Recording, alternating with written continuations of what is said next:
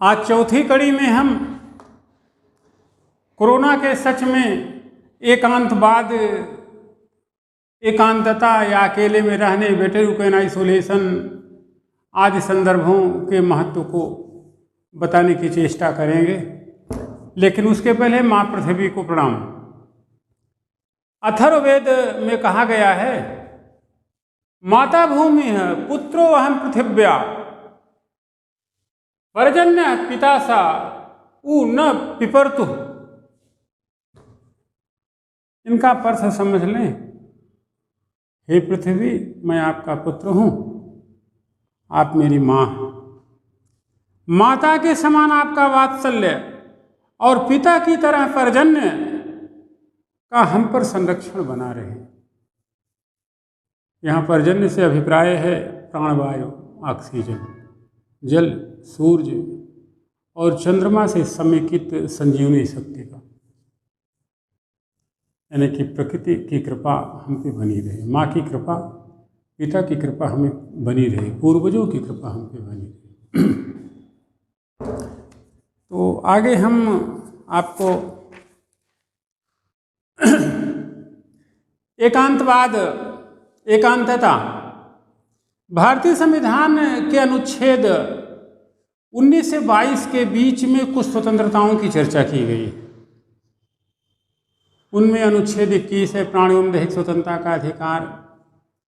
तो प्राण एवं दैहिक स्वतंत्रता का अधिकार का विश्लेषण करते समय माननीय प्रधान न्यायपीठ ने एकांतता को भी जीवन की अमूल्य निधि माना है। एकांतवास को, अकेले में रहने को भी हमारी स्वतंत्रता मानी गई है। अनुच्छेद 21 की विवक्षित मर्यादा मानी गई है। यह माना गया कि यह अधिकार भी हमारा है।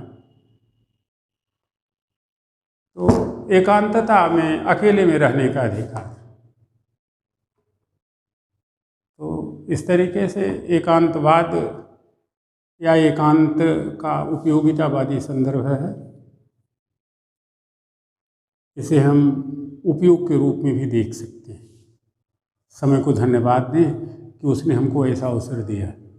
अन्यथा तो हम तो सरपट घोड़े पर भागे चले जा रहे थे। कहाँ जाना, जाना कहाँ कहाँ है, मंजिल ऊपर वाला जाने, बस चल रहे, कमाना है, कमाना है, करना है, करना है।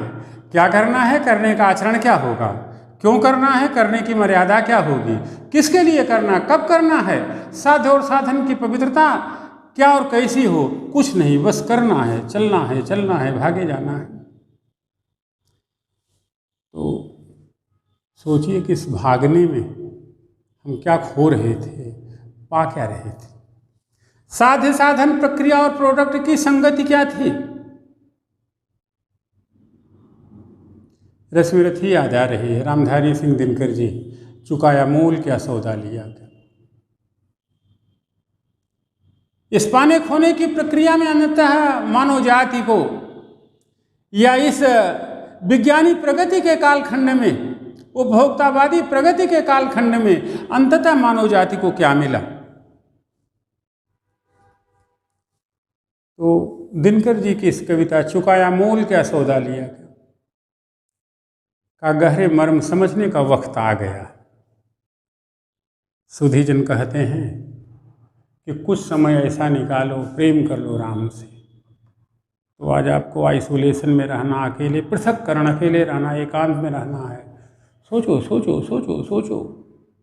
देर हो चुकी है और देरी उचित नहीं है। गलत रास्ते पे जितना भी आगे चले गए हैं लौट आइए। अब तक की उम्र में जिसकी जो भी हुई हो, इस वय में क्या गलत हुआ, क्या सही हुआ। अच्छाई को बढ़ाएं, गलती को रोकें। यह एकांत हमें ऐसे ही अवसर से साक्षात कराने का अवसर उपलब्ध करा रहा है। हम अपेक्षा करेंगे कि मानव जाति ऐसा ही कुछ सोचे। ईश्वर से प्रेम करने के वक्त आ गए हैं। एकांत के इन दिनों में चाहे तो कुछ ऐसे संकल्प आप ले सकते हैं जो आपको ही नहीं, मानव जाति को भी बेहतरी के मार्ग पर ले जाएंगे। एक पहला संकल्प, मुफ्तखोरी से बचिए। कोई चीज़ मुफ्त मिलती नहीं है। आज नहीं तो कल चुकाना ही पड़ेगा। और जब देना ही तो फिर मुफ्त में लेना क्या।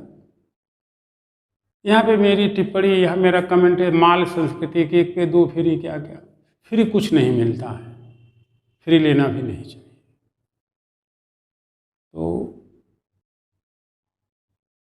सुनिश्चित बात हुई कि मुफ्तखोरी से बचें, मुफ्त में कोई चीज़ न अर्जित करें, न लें। नेक्स्ट, कर्जखोरी से बचें, महापातक है, तन धन सब खत्म कर देता। कर्ज किसी का भी, चाहे शासन का, सत्ता का, समाज का, इनका उनका, सूद खोर का, इससे बचें, तन मन धन सब खत्म हो जाता है। नेक्स्ट पॉइंट, अपनी हैसियत और सीमा समझें, रचनाशीलता बनाए रखें। सब अपने मन का नहीं होता, होना भी नहीं चाहिए, क्योंकि अति उत्साह में गलती होने का भय बना रहता। हमें गलती नहीं करनी है। नेक्स्ट, करें वही जो अच्छा लगे, लेकिन करें जुनून से। ध्यान रहे, करना खुद पड़ेगा, कोई साथ देता नहीं है, और गलत व्यक्ति का साथ लीजिएगा भी नहीं, अन्यथा बुरे फंसिएगा। नेक्स्ट, अपनी सीमा में दूसरों की सहायता करें, आत्मविश्वास बढ़ता है, देश बढ़ता है, समाज बढ़ता है। नेक्स्ट, उत्पादन बढ़ाएं, वितरण अपने आप हो जाए। जब खरबूजा का सीजन ज़्यादा पैदा होगा तो अपने आप सस्ता हो जाएगा। टेलर हैं एक प्रशासनिक विधि के खासे जानकार, कहते हैं उत्पादन बढ़ाएं, या प्रशासनिक अभिरुचि के खासे जानकार कहते हैं उत्पादन बढ़ाओ। जब उत्पादन बढ़ाओगे तो वितरण की तो समस्या ही नहीं रहेगी, वो तो अपने आप होगा। उत्पादन करें, महत्वपूर्ण मुद्दा। नेक्स्ट पॉइंट, बहुलवादी भारत की आत्मा को सहेज कर रखें, उसे बनाने का सतत प्रयास करें। हम भारतीयों की सोच वैश्विक है, सतत याद रहना चाहिए, इंसानियत मर्म में हो, और सबके बाद सोचो साथ क्या जाएगा। मुट्ठी बांधे आए हैं, हाथ पसारे जाएंगे। ये सब चीज़ें चाहे तो आज एकांत के क्षणों में आप अपने से प्रश्न कर सकते हैं, अच्छा उत्तर मिलेगा। आत्मा कोई झूठ नहीं बोलती है।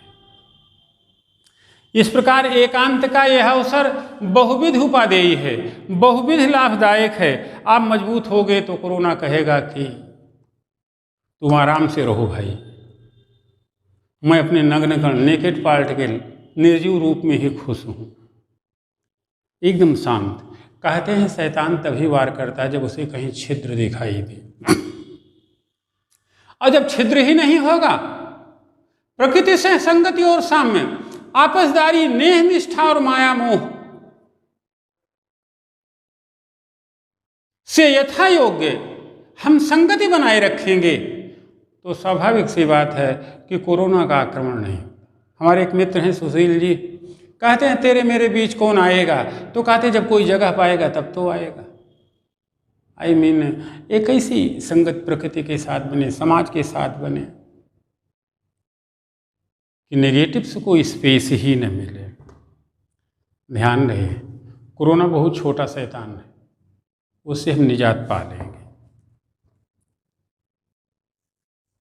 आज आपको इतना ही।